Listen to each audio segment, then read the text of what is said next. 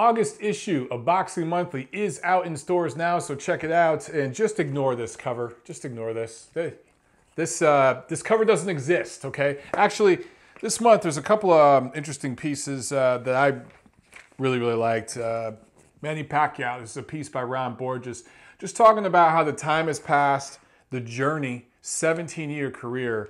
You know, I still think Manny is going to fight Jeff Horn again, and he probably might even fight again after that, but pretty much toward the very end of his career. And I think when it's all said and done, he's going to have 18 years in the ring, and it's going to be pretty amazing to look back at all that. And Ron Borges does a pretty good job in that piece. Also a piece here by Paul Zanin on undefeated heavyweight prospect out of England, Daniel Dubois, who's only 20 years old. He's 4-0. He's got a fight scheduled, his 5th pro fight, I think, in September. One to keep an eye on. Big guy, a lot of physical tools. So I actually interviewed last week and this week Golden Boy Promotions President Eric Gomez. I talked to Canelo's trainer, Eddie Reynoso. I talked to Gennady Golovkin, his trainer, Abel Sanchez, and K2 Promotions, Tom Loeffler. Interviewed all those guys for a big Canelo-Golovkin preview piece that will be in the September issue of Boxing Monthly, so look out for that. With all that said, we got a lot of news and notes to cover, so let's get to it. All right, so since the shit show is on the cover of this month's Boxing Monthly, I'll talk about it very briefly, just because it's not good news. So that makes me feel good, because you guys know how I feel about the shit show. But tickets to the shit show, not doing very well so far. They've been on the market for about a week now, and ESPN actually put out a little blurb. I think it was Saturday or Sunday. It was over the weekend. They checked, and there were 162 sections where there were at least 6 seats, 6 connected seats available. So imagine, just start doing the math here. 6 seats together, 162 sections of those still available. And that was about a week after ticket sales had been going. So when you have that many tickets, like chunks of tickets available to a massive event like this, that tells you how it's selling. I think this fight, you know, obviously the shit show is all about pay-per-view sales, which they're banking on. I'm not so sure. There's people out there saying it's going to dwarf what Mayweather-Pacquiao did a couple years ago. I think that's absolutely ridiculous. I don't think it will. But you look at the ticket sales, they're going to slash and dash ticket prices. That's why I've told, if any of you guys out there who subscribe to my channel, if you are interested in going to that shit show, I won't make fun of you too much. I get it. Some people like to go see a freak show every now and then. I understand.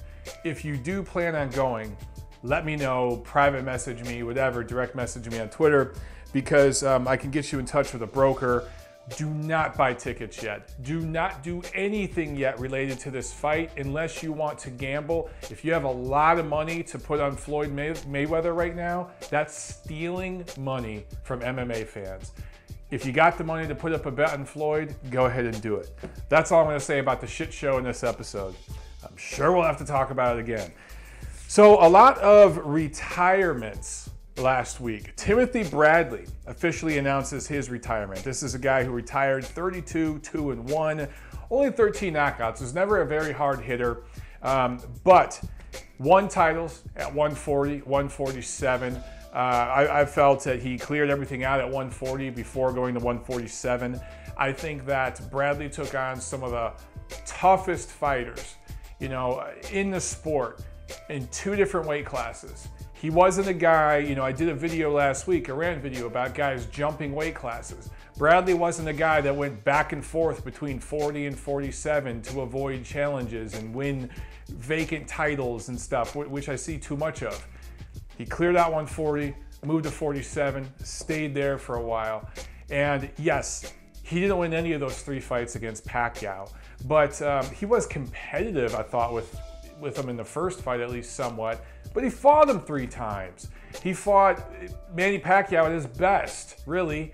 In, I think it was 2011, the first time they fought. That was still a prime Manny Pacquiao at that point. Maybe not mentally prime. His focus was on so many other things at that point. But that was a physically prime Manny Pacquiao that Bradley fought. When other fighters, like this guy, found a way not to fight him at that time. So, the win over Juan Manuel Marquez. You go back to wins over Devon Alexander, Kendall Holt, going over to the UK to get his first title against Junior Witter. Timothy Bradley, Hall of Fame career in my opinion. I've been saying that for a while. It would have been nice to see Bradley get one last fight. I know he tried to get fights against guys like Miguel Cotto and stuff like that. Financially, it didn't work out. It would have been nice to see him get that farewell kind of a fight. But as it stands, I really think that he carved out a very, very good career for himself, made a lot of money, and, you know, just a good guy who I have absolutely no doubt in my mind, 100% completely natural as a fighter, lives a Spartan lifestyle outside the ring, consummate professional, always in shape, a great ambassador for American boxing. So good luck to Timothy Bradley in retirement. 2 Japanese fighters retired last week, Takashi Miura and Takashi Uchiyama. Both of these guys had good careers in different ways. For Uchiyama, you know, he held a title for a long time. He was kind of seen as one of the top guys at 130, I think it was. And Miura was at 132. Yeah, they were both right around the same weight class at junior lightweight. Miura was more of a brawler. He had more exciting fights, if you will. He was involved in some fight of the year contenders. You know, I was ringside for his fight. I was actually ringside for several of his fights, but the one that stands out to me, obviously, is with Francisco Vargas. That was just an amazing fight. Two-way action, back and forth. Miura came up on the short end in that fight, but he was winning that fight for a long time until Vargas came back. Really great two-way action there. Both of these guys, I don't think any of them's going to the Hall of Fame.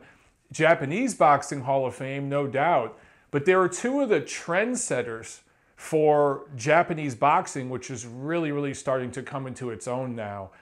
When you go featherweight and below featherweight, you're talking, you know, anywhere from flyweight to bantamweight, and there's great Japanese fighters right now winning tons of titles. And, you know, these 2 guys, Miura and Uchiyama, you know, over the past decade or so, really, really started to pave the way for these guys who are coming up now. I think you're going to see more and more of these Japanese fighters over the years. And there's really a scene there, a growing scene in Japan. So good luck to both of those guys. Well-deserved retirements. Hard-fought careers. And they deserve all the accolades that they're getting right now in retirement. Tyson Fury talked about retiring. I don't believe him. I think Tyson's going to be back. I think Tyson's kind of a mental case. He's all over the place. But even his promoter, Frank Warren, thinks he'll be back. I do think at some point Tyson's going to crash the party and pull a David Haye type thing where he'll talk himself into a big fight. Probably won't win it. But regardless, you know, let's just say Tyson Fury bows out, never fights again. He does have, on record, a victory over Vladimir Klitschko. It was one of the worst heavyweight championship fights of the last 20, 30 years. I'm not talking about title fights, guys. I'm talking about championship fights. It's one of the worst heavyweight championship fights in a long time. Vladimir Klitschko didn't do very much. Tyson Fury didn't do that much either, but he did just a little bit more than Vladimir in that fight. The problem, for me, is that win has an asterisk next to it. Fury tested positive for performance-enhancing drugs. It was within a year of that fight. Correct me if I'm wrong on that, but it was not that short of a time between when he tested positive and when he fought Klitschko. The testing for that fight, that first one was conducted by UCAD, which I think is corrupted, compromised, I should say. I'm not really big on UCAD. And then in the rematch, once Klitschko learned that Fury had a history of performance-enhancing drugs, he demanded VADA testing, and Tyson Fury quickly popped for cocaine use. So to me, that win has an asterisk over it for several reasons. And then we saw a fully motivated Klitschko who actually went through a full, focused training camp against Anthony Joshua, and he looked light years better than he looked against Tyson Fury. That version of Klitschko would have knocked out Tyson Fury. And I know styles make fights, that's part of it. But again, I've talked to people in Klitschko's camp. I know people that sparred with him in that camp when he was preparing for Fury, and they all tell me the same thing. Klitschko took Fury very lightly, as did a lot of the media. Anyway, Fury still has that W, slight asterisk next to it for me. Regardless of how you feel about it, he didn't follow up on it. So for me, Fury's an afterthought. I still think he'll be back, but we'll find out. Now, let's talk about some fights that are either signed or rumored to be signed or back on. Alexander Usyk, Marco Huck, September 9th in Berlin. They are opening. That is the opening bout to the World Boxing Super Series. That is set. So, starting September 9th, we basically have weekly fights for the first round of that World Boxing Super Series. Not all of them are completely confirmed yet, but they're falling into place very, very quickly. 2017 is already loaded, and it's starting up in August, but September is insane. The month of, September just for boxing is nuts. And the World Boxing Super Series, we've got several good matchups. I actually think just because of styles, because of experience and the pro ranks, and some of the veteran tricks that Huck's going to bring into the ring, I think Usyk-Huck is going to be an entertaining fight. I know a lot of people just think it's going to be this one-sided drubbing. I actually think there's going to be some good two-way action in that fight. It's going to be a lot of fun. And Huck's been fighting in Germany for a long, long time. He's very comfortable there. I'm telling you right now, the fight's going to be more competitive than people think, and it's going to be fun. I favor Usyk, but he's going to take some shots in that one. I'm telling you right now. Artur Beterbiev. Enrico Colling is back on for October 31st. It's probably going to be on a October 31st ESPN card that already has Jesse Magdaleno fighting Cesar Juarez. So Top Rank won a purse bid for that fight.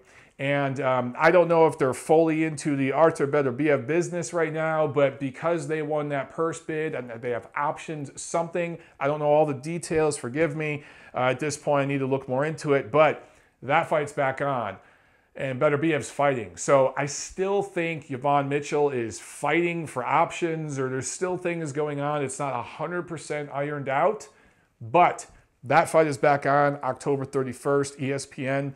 Man, if that fight comes together, that card I just talked about, again, these are kind of one-sided fights, but you're getting guys like Jesse Magdaleno, Artur Beterbiev on ESPN. And, you get a layup the first time around, okay, eventually we want to see better matchups, but for Beterbiev, he hasn't fought in so damn long. I'm cool with this fight, and I think that that's a really nice doubleheader for Top Rank on ESPN. If it comes together, it should. As I said, man, September's loaded, October's loaded. The second half of this year is going to be even better than the first half, if you can believe it. Canelo Golovkin undercard. Diego De La Hoya is supposed to be fighting Randy Caballero. That's a bantamweight fight, obviously. De La Hoya is 19-0 with 9 knockouts. He's the younger, lesser experienced fighter, but he just went down to, I think it was Argentina earlier this year, and really, really proved himself, I felt, as a guy who's ready to be a contender, a prospect who's ready to be a contender. And Randy Caballero, 24-0, 14 knockouts. Now, he had a title before. He had weight issues. He had some injuries, title gets vacated. He's not really yet to prove himself at 118 pounds, at least not recently. So, a lot of people think that Caballero, just with his experience, is going to show up De La Hoya in this fight. I'm leaning towards De La Hoya because I think that momentum and career trajectory means a lot in boxing. And De La Hoya, this is his time to shine. This is his time on the big stage. He kind of went down to the enemy's lair earlier this year. Again, I think it was Argentina. Correct me if I'm wrong. I know it was, I think it was Argentina. And fought an Argentinian fighter down there. And that kind of hardened him a little bit, proved him that he's legit. He wins this fight. He's a contender now. He's a contender at bantamweight. So I think that's a very, very fun matchup. You got 2 Mexican kids. Of course, with Canelo Golovkin, that whole card is being targeted to the Mexican-American fan base.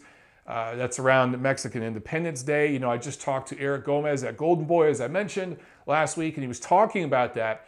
There are apparently 9 concerts in Las Vegas that week that are either top Mexican acts or top Latino Spanish-speaking acts. So there's all kinds of stuff going on in Las Vegas that week of that fight. So Golden Boy Promotions knows what they're doing, And here you got two young Mexican kids going head to head, putting their O's on the line on that card. Solid matchup, man. The week after Canelo Golovkin, it's confirmed that Jorge Linares will defend his title against mandatory challenger Luke Campbell.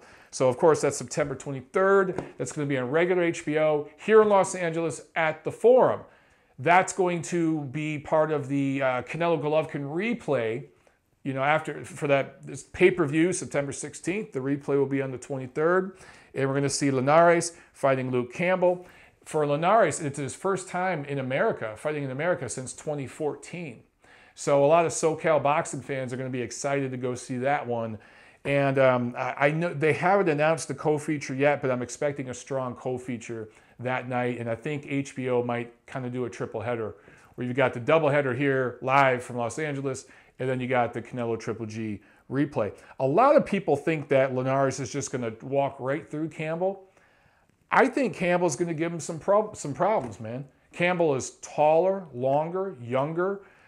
He's got some skills. He has an amateur pedigree. He's seen different styles. Yes, he's making a quantum leap in opposition. He's fighting on the road. I believe this will be the first time for him fighting outside the UK. Yes, there's going to be some drama early. He's going to have to take some hard shots. Linares is going to test him. But if Campbell can stand up to him and show a good chin, I'm telling you right now, he's going to give Linares a push, man. Talking about Canelo Golovkin, Canelo has announced, and you know, no surprise here, he's not going to fight for the WBC title. Golovkin, of course, coming into the ring that night is going to have almost all the titles except for one that Billy Joe Saunders has, but is likely, possibly about to lose to Willie Monroe Jr. coming up in the next month or so.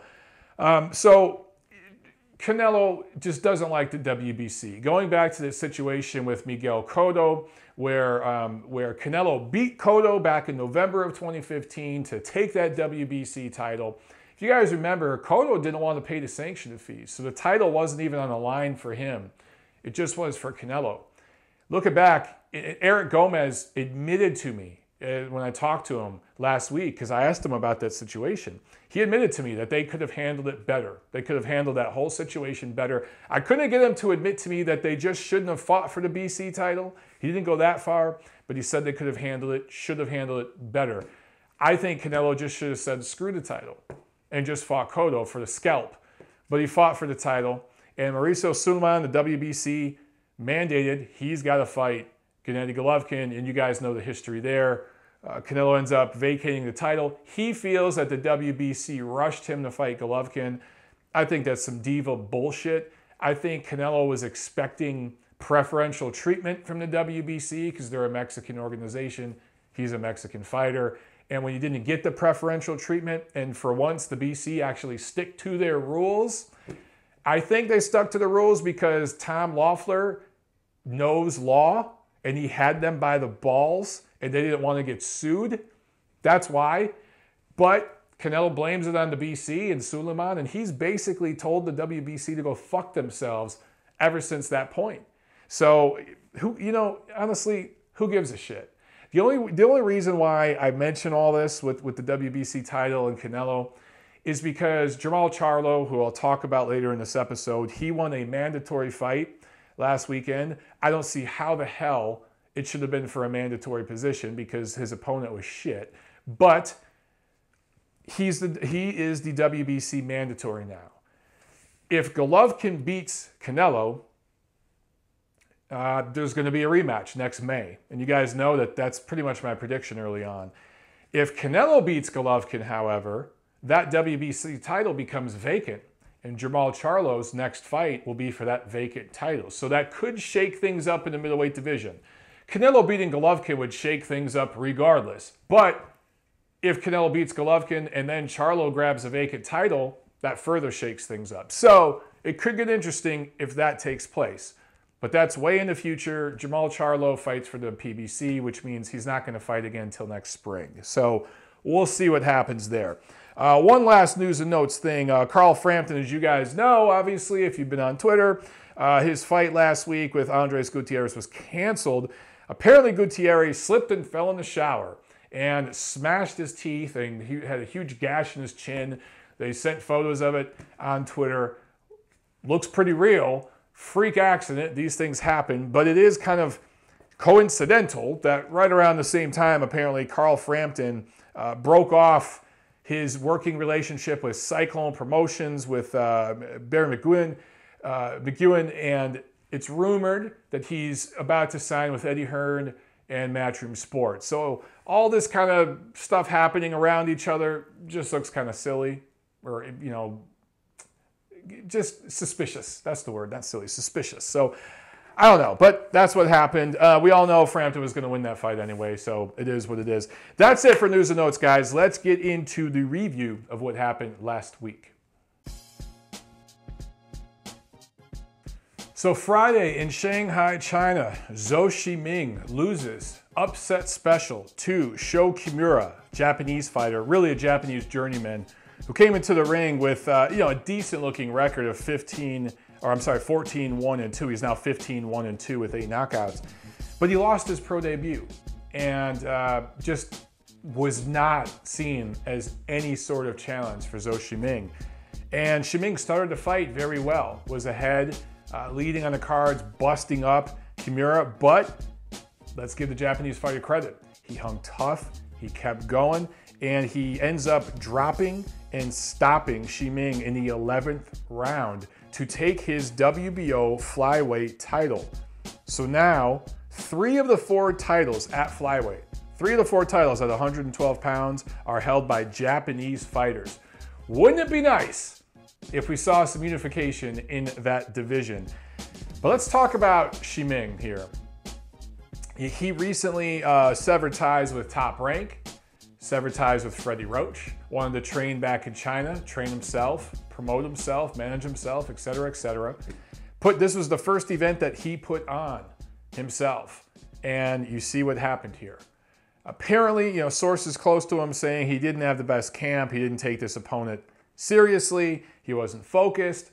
Well, look, guys, it is really, really difficult to wear all those hats, especially if you've never done it, to go from doing none of it to all of it overnight. You see some fighters kind of do co-promotions where they'll, like Canelo promotions along with Golden Boy promotions. You have Triple G promotions along with K2 promotions. There's kind of these co-promotional entities, right? But to go from doing none of that overnight to doing all of it, it's a lot of work.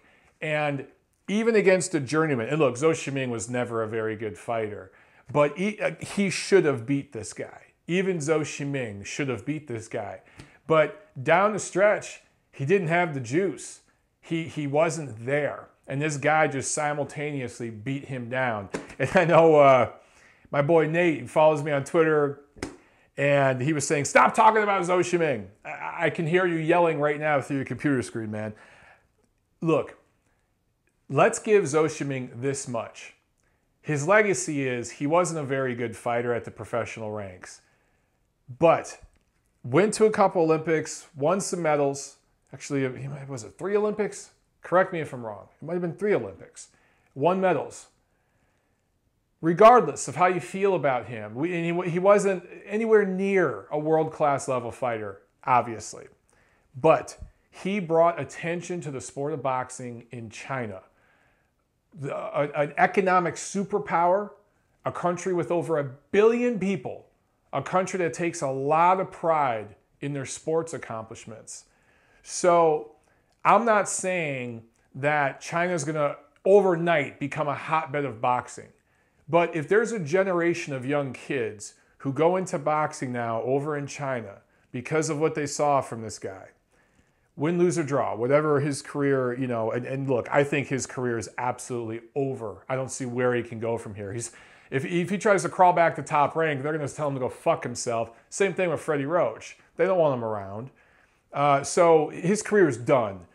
But if a million, and look, this is a country of over 1 billion, 1.5 billion people. If 1 million young Chinese kids, young Chinese boys get into boxing, there's going to be a few of those kids that end up being something, right? And it might take 10, 20 years, but we're going to see someone special come out of that country at some point. And maybe Shiming kind of paved the way for that. And it's not going to explode in that country until you get a special fighter. And that's going to take some time. But this guy may have started something over there. You know, he got it going. He got it started. And promoter Top Rank put some cards on over there. So now there's a history, right? And we might start seeing some more. We need someone special to come out of that country. It's only a matter of time. When you have over 1 billion people, somewhere there's a kid there's gonna be something. So, you know, let's give Shiming that much credit, and then I'll shut up and stop talking about him. Okay, Saturday, here in the United States, Brooklyn, New York, Barclays Center. There was a doubleheader on Showtime, but there was a few fights that they streamed live, I think on Facebook, on Showtime's YouTube page. So Rashid Warren scores a unanimous decision win over McJoe Arroyo, who's McWilliams Arroyo's twin. The Puerto Rican brothers who had very, very good amateur careers. Not many stateside Americans, I should say continental stateside Americans, because Puerto Rico is an American territory, know about the Arroyo brothers that much, but they're very, very good boxers. So this was a credible win for Rashid Warren, who was coming down in weight. He'd fought his whole career at bantamweight and fought this at junior bantamweight or super flyweight, however one you want to see it. He actually weighed 113.25 pounds at the weigh-in. And this division goes to 115 pounds. So for him to get a credible win here, and he said after the fight, you know, I think I found my weight class. I think Warren should lose another 1.25 pounds and go down to flyweight. I think he would do very, very well at flyweight. He has so much experience in the amateurs, hundreds of amateur fights. He fought in the World Series of Boxing for several seasons. Now as a pro, he's 15-2, only 4 knockouts. He's never going to be a big puncher. He does still fight with a lot of bad amateur habits, but he's got great hand speed. He does have skills and craft. If I were in his camp, I would say, dude, let's drop 1 more pound and go down to flyweight, because I think he can make some noise there. I think he can work his way into a mandatory situation and travel over to Japan and win one of those titles. Look, that WBO title that Shoki Miura just won off Zou Shiming, prime example. Rashid Warren could get himself into a mandatory position, go over to China, and challenge for that title. And there's other ones that I think he could compete there. 115, though, that's a stacked division. And there are power punchers in that division for that weight. And I just don't think Warren's going to stack up against them. You know, he could challenge for a title, but you just look at that Superfly card coming up next month in September. I don't think Rashid Warren competes with any of those guys on that card. They're just too physical, too big, too powerful. He needs to drop 1 more pound. Let's see if he does. If he does that, might get interesting. Warren might, you know, he might carve out a pretty decent career for himself if he can do that. Okay, Jarrell Miller, heavyweight, improves to 19-0, 1 draw with 17 knockouts. Forces Gerald Washington to retire after 8 rounds. It wasn't Washington himself, it was his corner. And really the ref stopped in and just called an end to the fight at the end of the 8th round. You really could call this a TKO because the ref was coming to stop the fight anyway. He wasn't going to let him come out for the 9th round. Gerald Washington falls to 18-2 with a draw himself. He's got 12 knockouts. So let's talk about Jarrell Miller, because I pissed some people off when I tweeted out, I think it was Friday after he weighed in at 298 pounds for the biggest fight of his career, that, you know, guys, if you're excited about this dude, he just weighed 298 pounds. And a lot of people got it.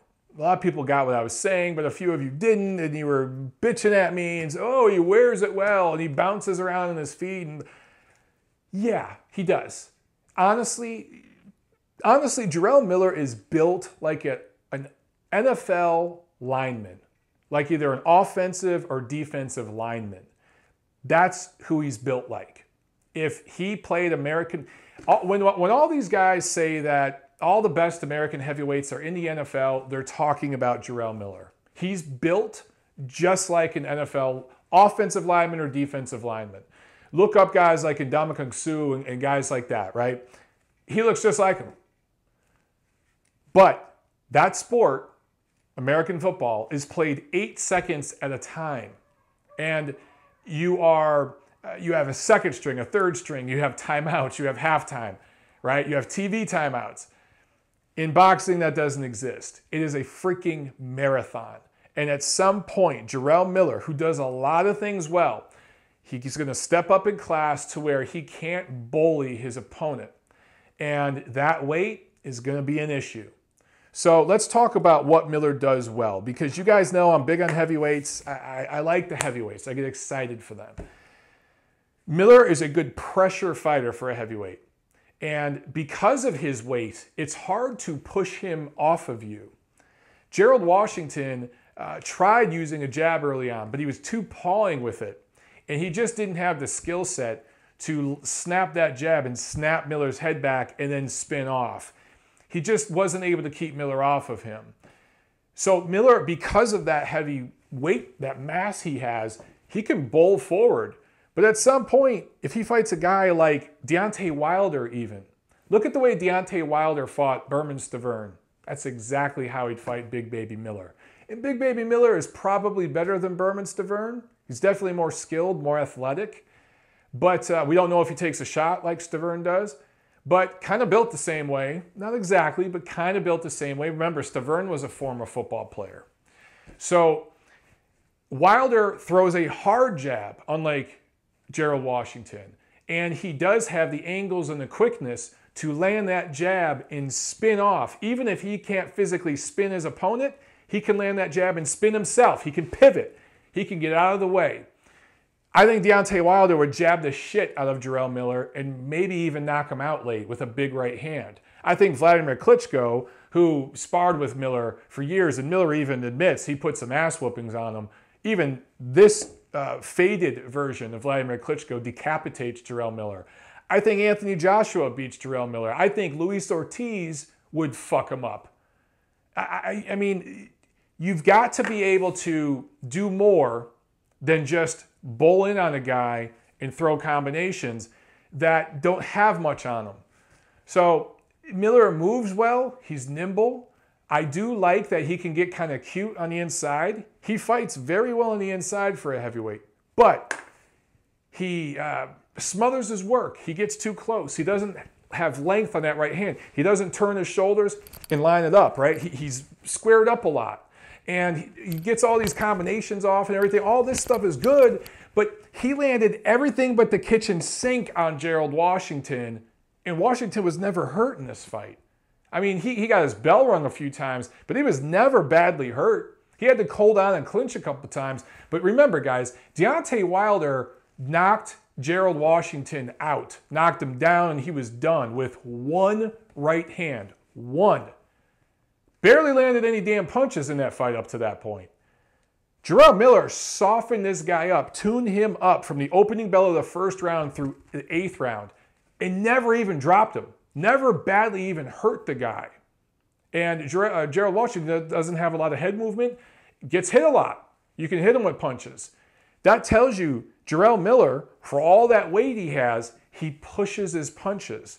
And a big reason he pushes his punches is because he's 300 fucking pounds. It's hard for him to sit back and really, really put his ass into a shot because that takes a lot of damn energy. So I can't take Jarrell Miller seriously until he's at least in the 270s. He's going to have more movement. And, you know, I talked before about Deontay Wilder, Vladimir Klitschko, Anthony Joshua, even Luis Ortiz. These guys aren't physically as big as Miller. Miller's 300 pounds, so I'm not saying they're going to be able to move him around with their stick. Because, you know, Vlad especially likes to lean on guys and push them and spin them with his arms. He knows all the tricks, right? But Anthony Joshua, who's very stiff and doesn't have as much movement and athleticism as Klitschko, or even as Deontay Wilder, but his stick is hard enough that it would snap Jarrell Miller's head back. And if you could jab a dude like that and snap his head back, he's got to reset. His feet might not have to reset, but his equilibrium, you get your head snapped back, you still got to reset. So you make a big dude like that reset over and over. You jab, jab, jab, jab, over and over, 4, 5, 6 rounds. That dude will wear out. And then, boom, comes the right hand. That's it. That's all those big dudes with good jabs have to do against Jarrell Miller. Now, Jarrell Miller at 265 pounds, who could move a little bit, use his head, slip that jab, parry it. That's a different story. Maybe we got something. But this 300-pound version ain't going to get it done against the best heavyweights. That's it. All right, and the co-feature. Jermall Charlo improves to 26-0 with 20 knockouts. TKO 4 over Jorge Sebastian Hyland, who should have never been sanctioned to fight in this thing. Was knocked down in the second round and the fourth round. Came into the ring with a badly injured leg. It was wrapped up. He was hobbling during the ring walk. It was all he could do to get in the ring through the ropes. And the commission told him, I think he had his leg all wrapped up, and they told him, you got to take that shit off if you're going to get in the ring. So look, the New York State Athletic Commission has botched several things in the last few years. I mean, you look at Magomed Abdusalamov, a few years ago, and there's been some other incidents where they've just really screwed things up. How the fuck did this guy get in a ring for a title eliminator fight, a co-feature on premium cable in a major venue, Barclays Center? How did New York allow that? What kind of money changed hands behind the scenes from Uncle Al to get this thing okayed? So look, Charlo gets the win. It means absolutely nothing. How this was a title eliminator for the WBC, couldn't tell you. All I know is the WBC is real big into the PBC business. Money changes hands, sanctioning fees get paid. Boom, guys get elevated. Either way, Charlo's going to be fighting for a title soon enough, whether it's a vacant title or, he's in line to fight the winner between the 2 or 3 fights between Canelo and Golovkin. That's good for the division because he is a good, solid fighter. But, of course, he calls everybody out after this win. But we all know it's going to happen. He's going to sit on the shelf for the rest of the year. Probably won't fight till next March or April. Let's see what he could do against a real opponent with 2 legs next time out. And look, I like the Charlos. They're exciting. But this fight did absolutely nothing. It shouldn't have happened. It should have been canceled. Anyway, main event. Mikey Garcia scores a unanimous decision over Adrien Broner. Improves to 37-0 with 30 knockouts. Broner falls to 33-3. Kind of pulled an Arthur Abraham impression in this fight. Just, not as classy. Just didn't throw any damn punches. And to me, it looked like some of it was the weight drain, which I alluded to in my prediction video. Yes, but more of it, I think, was he just wanted to go to the final bell. He wanted to last to the final bell and save face. I think if he really wanted to win this fight, he would have charged at Garcia a few times and threw some hard combinations and sat on something. I think he feared getting tagged with a hard counter punch and getting dropped or stopped. And look, this is what I said would happen in my prediction video. Mikey Garcia throws those straight punches, fundamentally sound. If you're not going to move laterally on him and give him angles, he'll time you and chop your ass up. I did think it'd be competitive. I thought Broner would win a couple rounds early on. That didn't really happen. Somehow 2 judges had this 116-112. Those judges are fucking morons. There's no way Broner won more than 2 or 3 rounds of this fight max. Honestly, he didn't even win 3 rounds. He maybe won 1 round. Maybe if you're giving him every benefit of a doubt, he won 2 rounds. That's it. That is it. So the right score for this fight was 118-110. That's how I scored it. And funny how, look, I did a prediction video last week. I did a Monday Minute. You guys saw that. The hat that I wore has now become infamous. But I just wanted to show you guys something real quick. And I tweeted this out. For those of you who follow me on Twitter, you've already seen this. But, it's just interesting the way that people got to talk shit. They got to say something nasty. They got to say something mean. And I just don't quite understand it. But I got a message on Facebook, of all places. I get them on Twitter, YouTube, Facebook, whatever. I get them all over. And this is not a guy that, you know, we're friends on Facebook, just a guy who saw my prediction video and had to say something fucking nasty. Here's his messages on Facebook. Okay, so you see, he says, you know, my prediction is complete fucking shit. And he says that, you know, Broner is going to walk through Garcia. Garcia will not get better as the rounds go on, blah, blah, blah, right?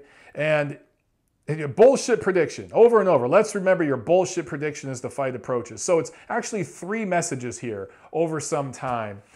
And the fight goes on. It goes pretty much the way I called it. It's even a little more one-sided than I called it. But I told you guys, Garcia doesn't have the power at 140 pounds to knock out Adrien Broner. And Garcia is not really who I would call a power puncher. I told you guys it would go all 12. And Garcia would win a wide decision on the cards. And that's what happened. Does this fucking asshole say, hey, man, you called it. Good job. My bad. Does he say, hey, man, you know, sorry, you know, I let the emotions get the best of me. I'm a big Broner fan. No, it's just nasty shit talk and then disappear. I did a couple videos about the shit show when it was first announced. I think I did a video called Mayweather-McGregor, Don't Say I Didn't Warn You, something like that. And it's littered with comments from MMA fans, just like this guy's, who no doubt will fucking disappear on August 27th when Floyd wins a wide decision. And this is just the nature of social media and the shit that I got to put up with all the time from these fucking people. Now, the one thing I'll give this guy credit for is he didn't make it racial. 90% of these guys make it racial. And some of you bitch when I talk about racial undertones on my channel.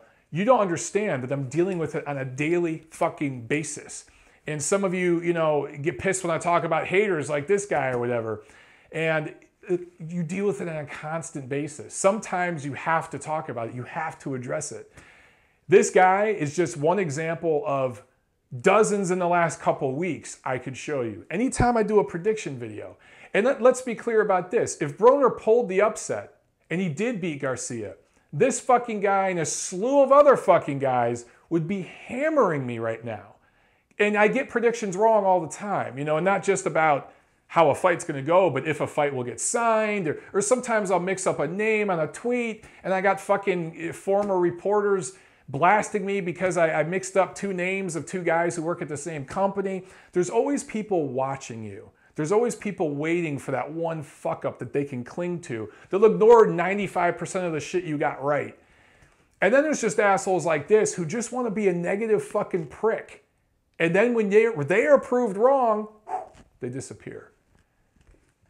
But anyway, Mikey Garcia gets the victory. And of course, after the fight, he was calling out, you know, other star fighters. He was even talking about moving to 147 pounds.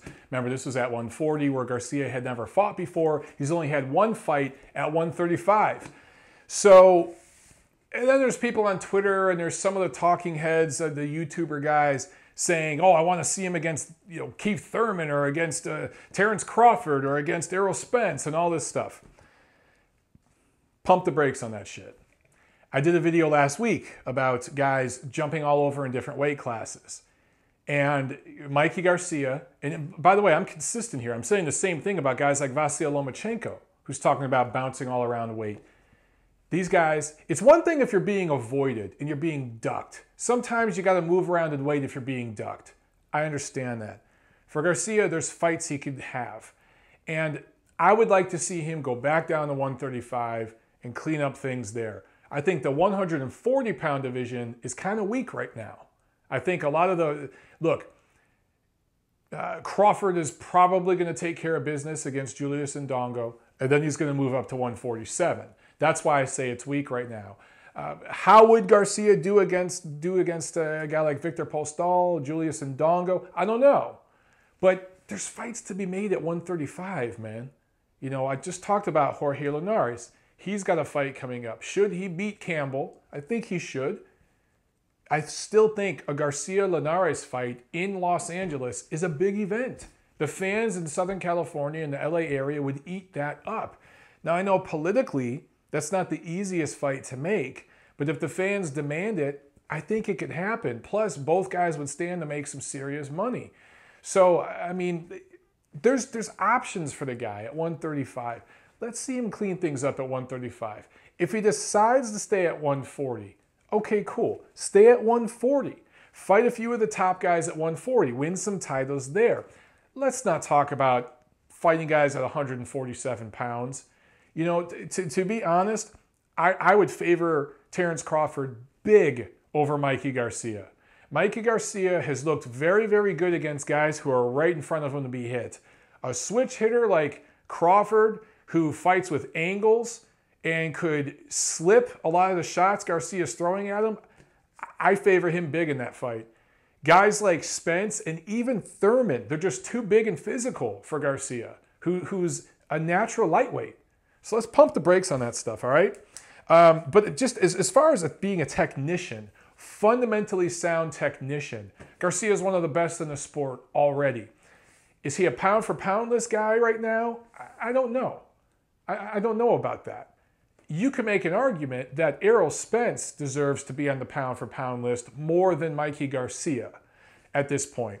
And Errol Spence, for me, is borderline himself. Errol Spence just beat Kell Brook in London. And Kell Brook is way better than Adrien Broner has ever been.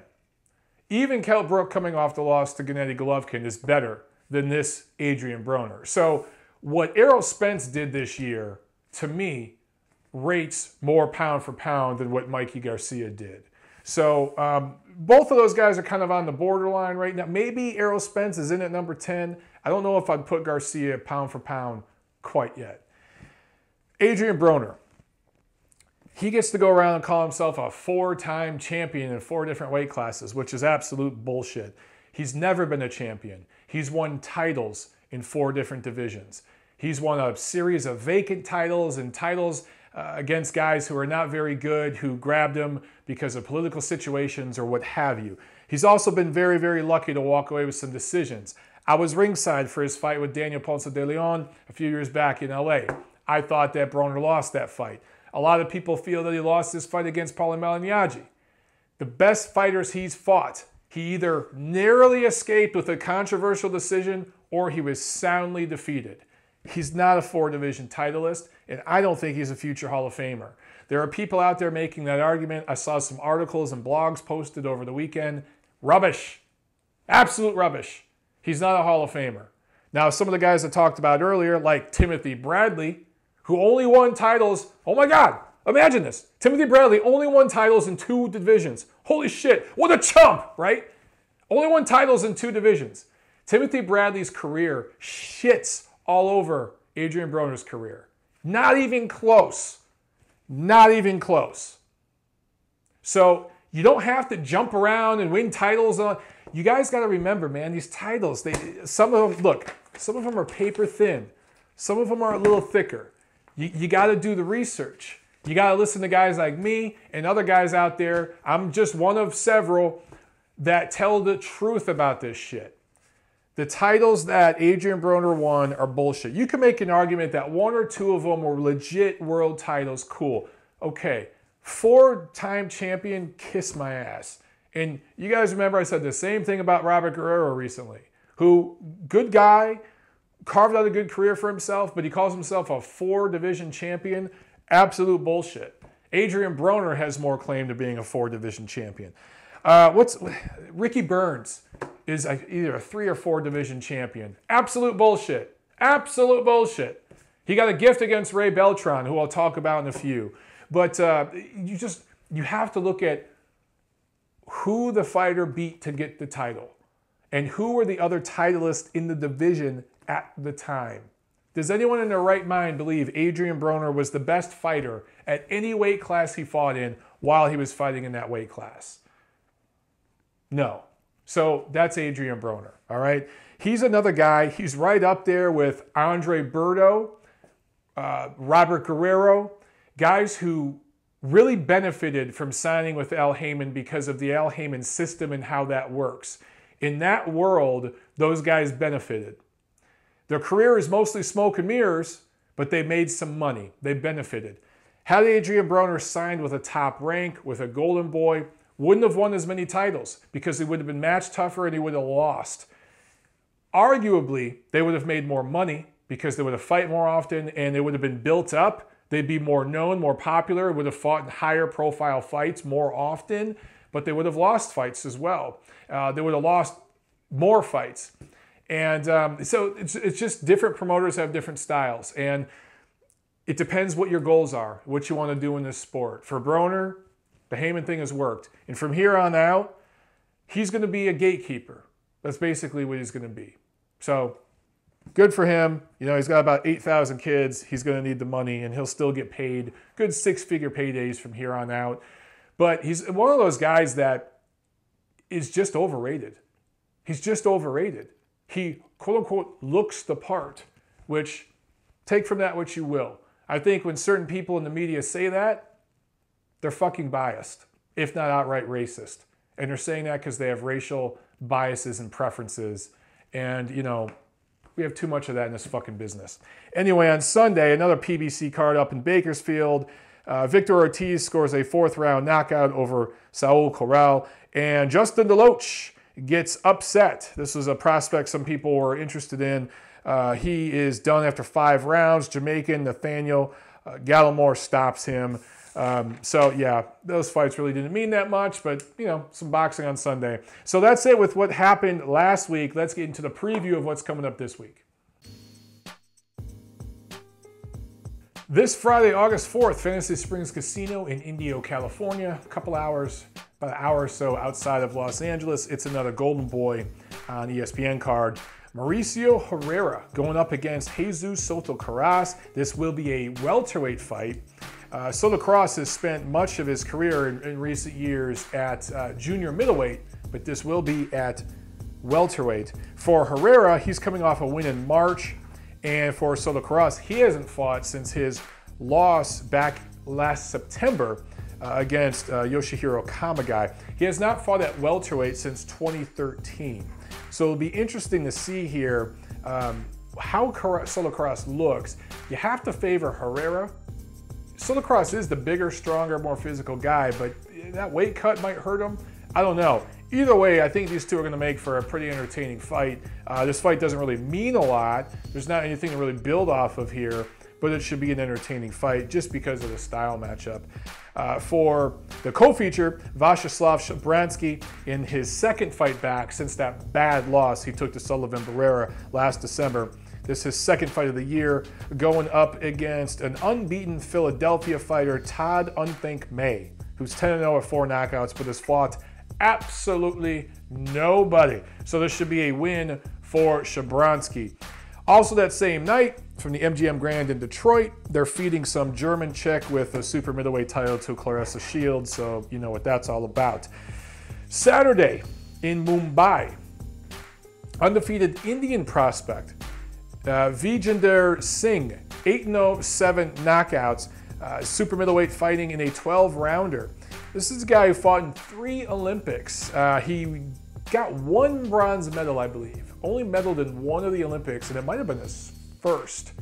And it was just a bronze. But he went to 3 Olympics representing India, and he's promoted by Frank Warren, of all people, out of England.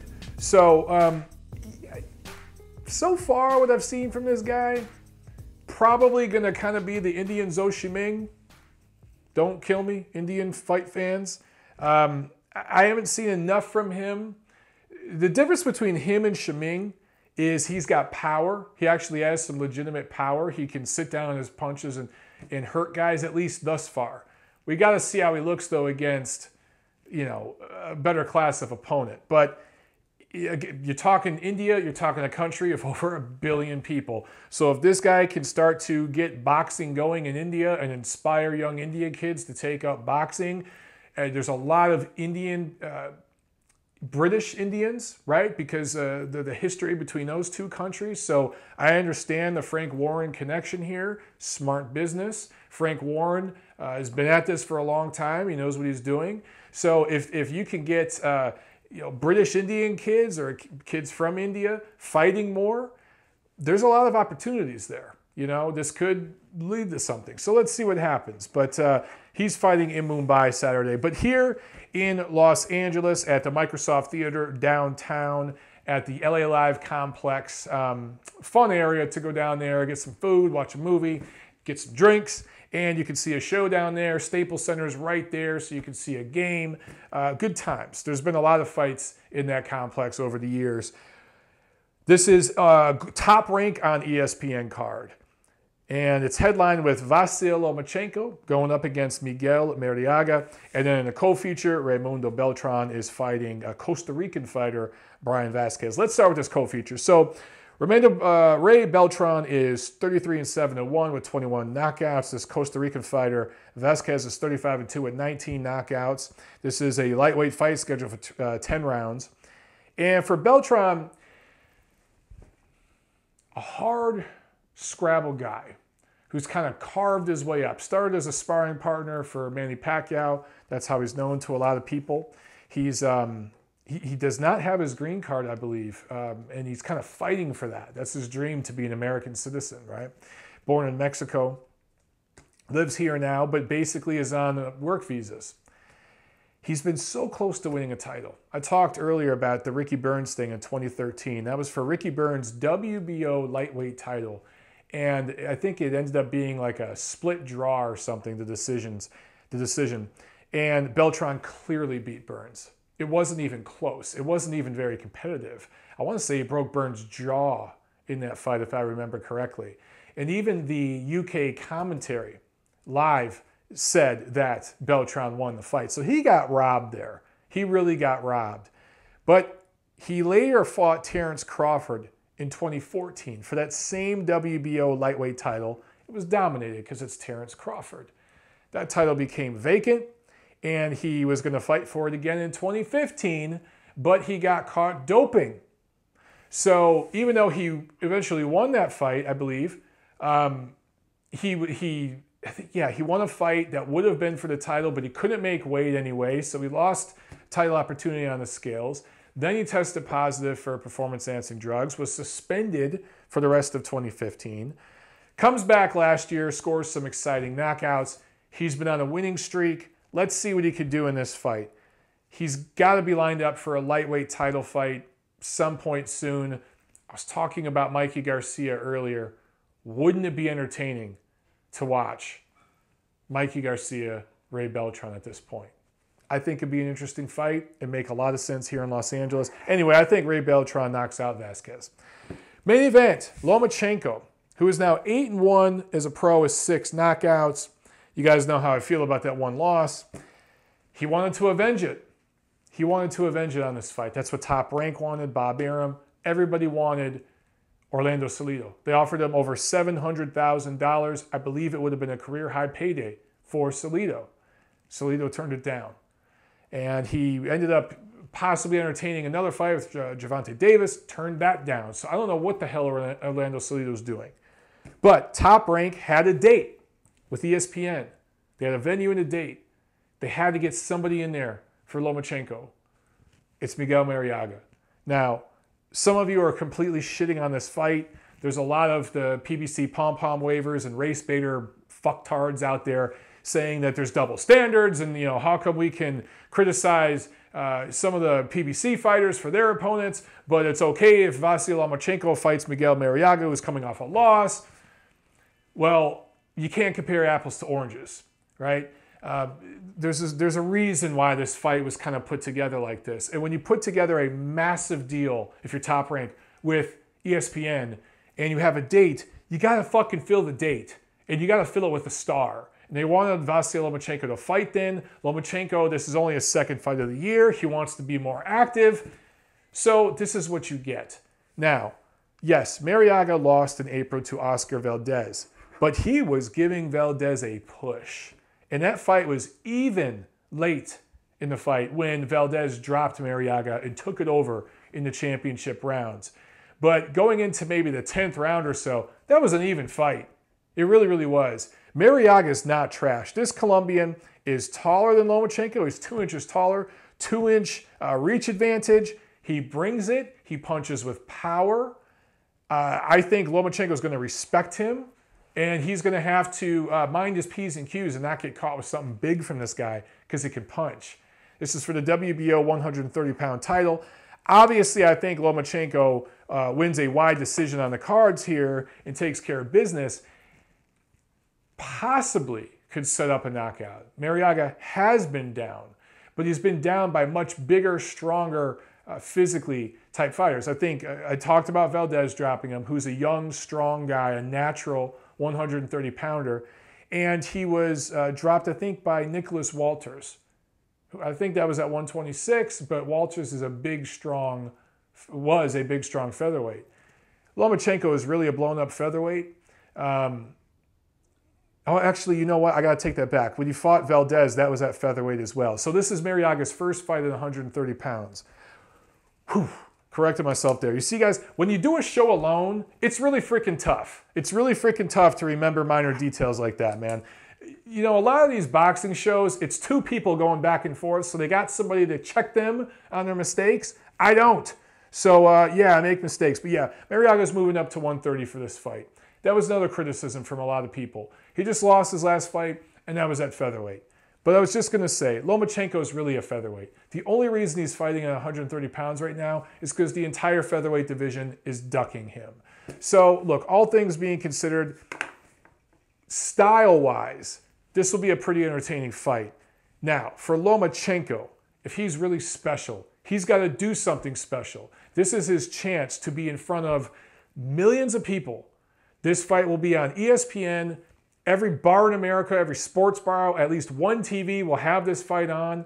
Yes, most of the TVs will be on baseball or race car shit or something, but one TV in every damn sports bar in America will have this fight on. It'll be on at airports. It'll be on any kind of restaurant, places like that. Lomachenko's got to do something here. This is his chance. He's got a guy that's going to bring the fight to him, going to come to him. This isn't going to be Nicholas Walters. But this isn't going to be Sosa either, Jason Sosa, who Lomachenko could just clown around with. This guy's serious. So Vasyl needs to mind his P's and Q's and be careful. But if he could be a bull and matador and just kind of beat this guy down, simultaneously break him down, tune him up, and stop him late, set him up for a shot he doesn't see coming and knock him out late, that's a big, big statement. And that's what I think Vasyl Lomachenko needs to do to take himself to that next level. For what it's worth, I was actually one of my favorite neighborhood joints last night I walked to get some pho. That's a Vietnamese soup, for those of you who don't know. I got some pho ga, which is chicken soup, basically, Vietnamese chicken soup. And they had a TV on in there, and it was on ESPN. And I saw a commercial for Lomachenko-Marriaga. Saw it twice while I was in there eating. So ESPN's promoting the damn fight. People are going to watch. People that watch that Pacquiao fight and have never really watched boxing before or don't watch it very often, maybe they'll tune back in because ESPN's actually promoting these fights, unlike when they had the PBC fights. Even unlike the Golden Boy fights. They're promoting these top-ranked fights. This is a real freaking partnership here. And Loma's got to do something. He's got to take advantage of this situation, man. Got to do something special. But I don't see it happening. I think it's going all 12. You guys let me know what you think. Can Vasyl Lomachenko do something special and be entertaining, just outboxing a guy over 12 rounds? Or does he need the knockout? What do you think? Comment, like, share, subscribe, all that good stuff. My throat hurts. I need a drink.